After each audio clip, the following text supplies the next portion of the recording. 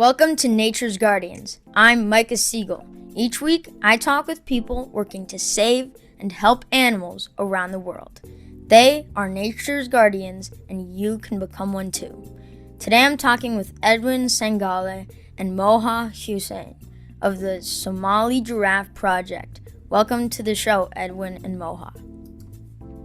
Thank you so much. So, to start, tell us where you are.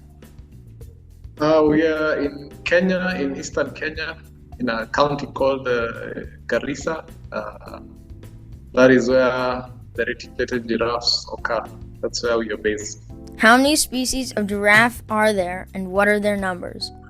Okay, so we have about 9 subspecies of giraffe in total globally, but we have 3 here in Kenya that we work to conserve. We have the Rothschild giraffe, we have the Maasai giraffe, and we have the reticulated giraffe. That one now is the one that occur in our region. It's also called the Somali giraffe. So I'll tell you about the reticulated giraffe. We have about 15,000 left in the wild, and they are listed as endangered. How many did there used to be? In the last 3 decades and a half, we had about 36,000. So we are talking about probably a 50% decline in the population. Yeah, so these are the reticulated giraffes. As you can see, they have a reticulated pattern. But for the Maasai and Rothschild, it's a bit darker and smaller, so for them it's a bit like sometimes they're bright, sometimes they're dark, but that's the coat pattern they have. So this is a group that photographed around our area. This is a mother that is lactating, as you can see. So I'll just give you a few facts about just giraffes in general. A group of giraffes, a study group, is called a tower of giraffes. So I think we had a lot of males on this one. So these are, majority of them here are male giraffes. So this is like a bachelor hunt sort of. The males, they are probably 18 feet. They grow up to 18 feet tall. And for the females, they grow up to 15 feet. And they weigh 1,600 pounds. And then surprisingly though, the females have a longer lifespan than the males, because the females have a lifespan of 20-25 years, and the males have a lifespan of 14 to 15 years of life. So tell us more about the giraffes, like what they eat and what are the horns for? Horns that you see, we don't really call them horns, they're called ossicons. They are different in males and females. For example, you can see the huge one, that's the male. It's not it doesn't have a lot of fat at the top. So for the males, it's like really bony, and it's like that, the shape of a horn as well. So that's usually for the males. Then for the females, they have a lot of fur on top of the ossicons. So these ossicons, they mostly use them you see them using them while necking. It's sort of fighting, but it's called the necking. So they fight using their necks, and sometimes they may use the ossicons to just hit the opponent. So we usually see a lot of necking, maybe when males are fighting for mating rights. And you asked about what they eat. So giraffes, mostly they eat, here they eat acacia. So we have a tree called the Acacia totilis that they like. And that's what is majorly found in their habitats. So they eat mostly acacia. And those are like thorny shrubs that occur in the savannas of Africa. And so they have a a tongue that what we call the prehensile tongue. Yeah, and this tongue, it's sort of, they can manipulate it to just fit into those thorns and pick out the tiny leaves or pods from the acacia that they would want to eat and leave out the thorns. I'll talk about quickly between the conflict between humans and giraffe. As you can see, this is a farm, a banana crop that has been established along the farms due to human population increase and demand for more food. And since it has been established farms and the people have fenced their farms, they have blocked the water points for the giraffes and they can't access. As a result, giraffes are forcing themselves to the farms, and you can see a lot of crop destruction in the farms, and this has emerged a human-wildlife conflict. In retaliation, farmers are attacking these giraffes, and they're also using snares. You can see a wire around the leg of the giraffe. What you see is the several bottles connected together so that they can collide when blown by wind, and it makes sounds just to deter the giraffes. We have started feeding these giraffes with acacia pods, just like Edwin mentioned. What you can see there is a feeding trough where we put the acacia pods and nutritional pellets so that the giraffe can feed. What you can see also is a water trough where the giraffes can drink water to avoid going to the farm. And also the Somali Giraffe project is a transboundary community-based project that focuses on conserving endangered reticulated giraffe through education, research, and community involvement. We also held some public barazas and seminars and workshops to educate the community about the importance of these wild animals. So tell us about your project and how many people you have. Our project is called the Somali Giraffe Project. It was founded by Dr. Abdullahi Ali. We work together and is our director. We work with a technical team of up to 8 researchers and 30 rangers who work in the field to protect giraffes. So tell us what your major project and activities are. Our major projects include anti-poaching efforts, where our rangers are usually deployed in various conservancies and community areas where they protect giraffes against poaching. Yeah, so we are making efforts to just ensure that the poaching goes down, because poaching in this area which is mostly fueled by cross-border bushmeat trade, goes down at least, so that we can have a stable number of giraffes. We're also conducting a lot of research. We recently collared 28 giraffes. We are currently tracking these giraffes using the GPS collars, and we get to know their movements, and we hope to use this data to inform better conservation interventions in the future.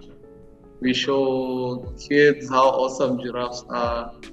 We show them awesome giraffe videos that we can find, just to endear them to these animals, and so that they can grow up to be a conservation conscious generation. Not everyone in Africa is conservation conscious as you are, but we are getting there. So we want our kids to also just grow up and know that conserving this wildlife is important. And we also have a human-wildlife conflict team that Moha is leading, where they conduct a lot of sensitization on curbing human-giraffe conflicts to ensure that people coexist with giraffes So what are the biggest threats to giraffes?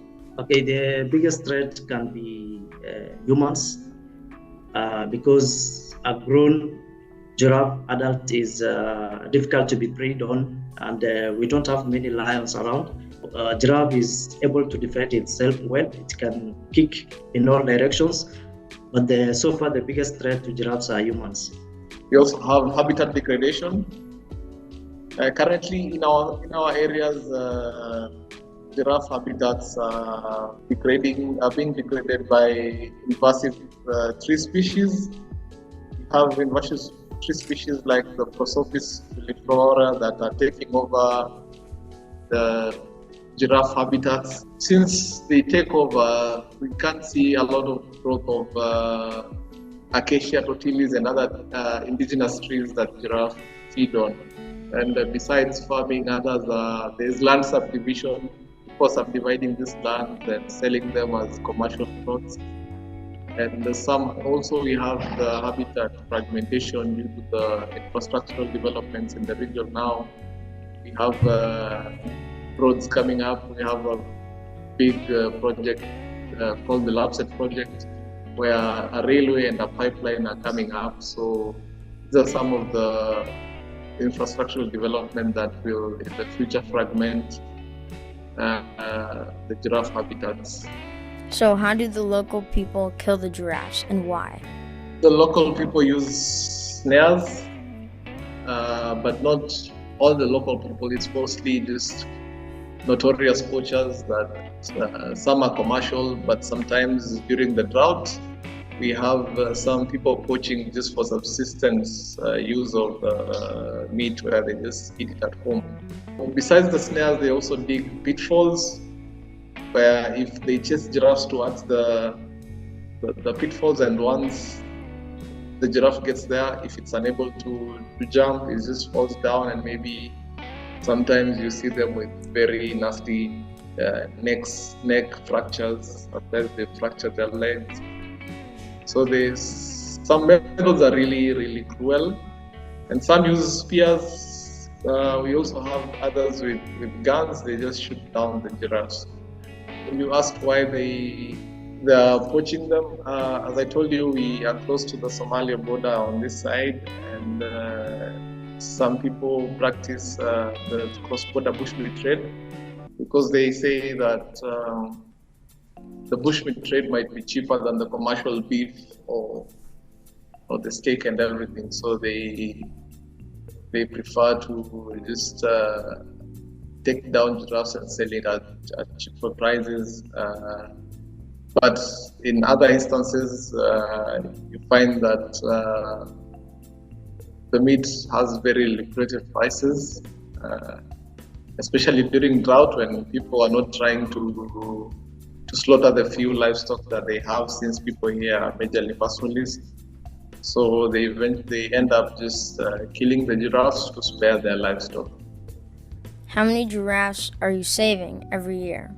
We usually have like even up to almost 50 poaching attempts every year, and that translates even one poaching attempt. The poachers may not be targeting one giraffe, so they can end up targeting. They were targeting 4. So if you get a count of these incidences, maybe let's say like 50, you might find yourself saving like even 100 or 200 giraffes, depending on what the poachers were targeting. Do you go to Somalia to try to educate people and reduce demand? So we go to the neighboring countries, not only Somalia, but we also go to Ethiopia because majority of the people are nomadic and they are pastoralists. So there's a lot of movement, people moving from Somalia who are coming to Kenya, and the likewise happens. People moving from Kenya to Ethiopia, and therefore we reach out to those countries.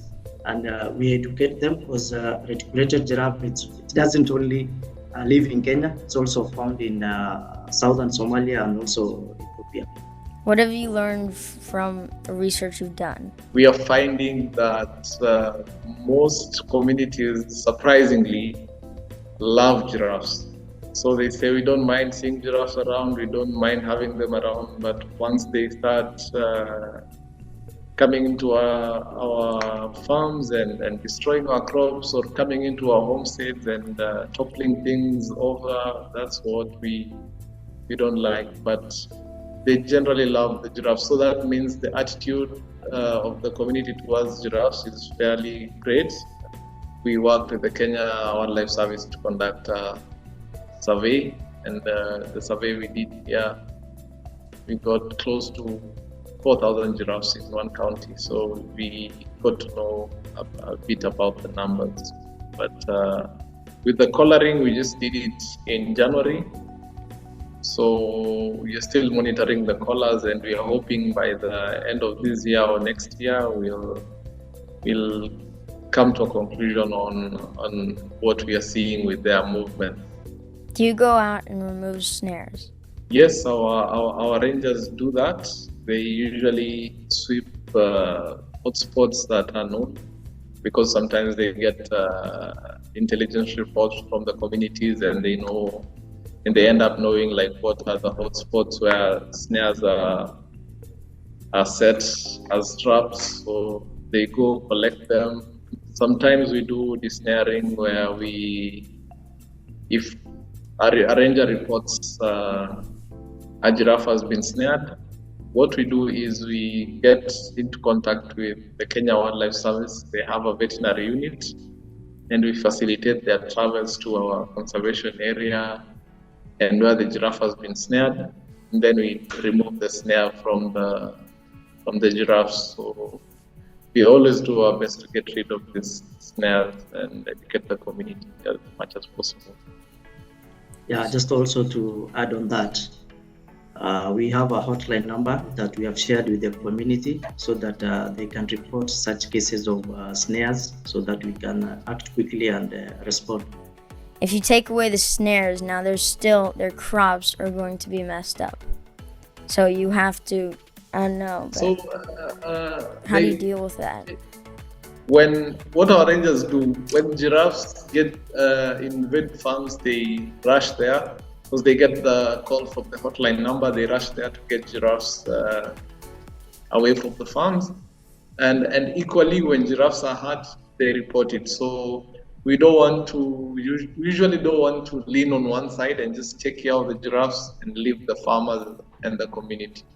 So we try to balance that. We respond to both. If there's an injury on a community member from giraffes, we also have to be there to take care of that. Like recently we had an incident where a giraffe knocked down someone's cow. So we had to just treat the cow. We had to facilitate it. It's expensive, but we just had to, because if you don't, he'll translate that anger to the giraffe next time. So he'll say, this animal did this to my cow, and you guys did nothing. So I'll also do something to hurt the giraffe. Do you have any good giraffe stories? We had these giraffes that we rescued from farmers who had cornered her. They said she was a notorious farm invader, so we went there and rescued her. But unfortunately, she had already fractured one of her legs as she was being chased away. They were really begging for her blood, so we rushed and we had to relocate her back to our camp. And she's been arrested there ever since. We called her Kiwete. In Swahili, Kiwete means crippled, because she limps around the camp. She used to limp around the camp. And the beautiful thing about it is she became a friend to everyone, our staff, all of us. She's been there, we've been feeding her. Even the farmers who used to complain about her used to come check up on her once in a while, because now they used to come for the human-wildlife conflict resolution workshops at our camp, and they were shocked. They were saying, we've never seen her this calm and peaceful. What do you need most to help giraffes? That's a good question. With giraffes, what we need most is just the support, especially from even international partners. because with the current setup, there are a lot of funding challenges, and we also need the intellectual support from universities, both locally and internationally, where we can bring in experts who can really help to make better decisions and come up with very innovative ways to end human-giraffe conflict and human-wildlife conflict in general, where we can also apply knowledge in just ensuring that we curb all the threats that giraffes are facing in this site and all over the world. Collaboration of all stakeholders is very key, especially the community and the government. The community should have a sense of belonging, that the giraffes belong to them. And also the government support. They need to include the giraffe to a compensation scheme, because currently any damage caused by giraffe is not being compensated here in our country. And we appeal to the government also to include giraffe to their compensation schemes so that it can be a collaborative effort to all. So how can kids help?